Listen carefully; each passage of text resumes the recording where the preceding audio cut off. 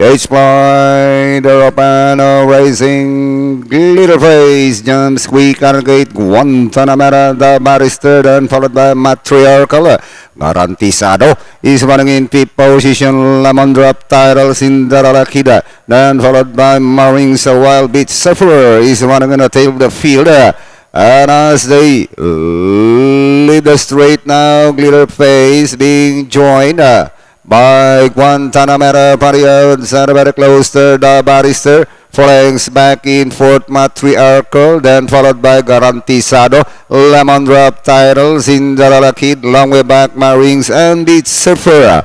And halfway down they travel, matching stride, Glitter Face, Guantanamera. And moving up now is the Barrister, Garantizado, now running in fourth position, Matriarchal. Here comes a Lemon Drop Kid inside the last, or Title, inside the last 400. It's still Guantanamera, now the front runner, moving up. Lemon Drop, Title, and Garantizado for the outside as they swing for home. Lemon Drop, Title now in the middle position, Garantizado for the outside, Lemon Drop, Title, and Garantizado, but it's still Lemon Drop, Title winning this race over Garantizado.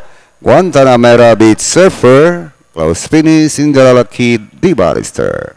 Ibang klase pala to, Lemon Drop, Title. Lumalagpas na nakawat lang si Odili. Although malayo pinanggalingan, daming pinakabay eh. May Jamila, pang pito pa eh. Alright. Masisigundo ngayon. 8, Garantizado. Then 5A, Guantanamera Beach Surfer. At 1, Cinderella Kid. Panoorin natin. Replay nitong race number 11.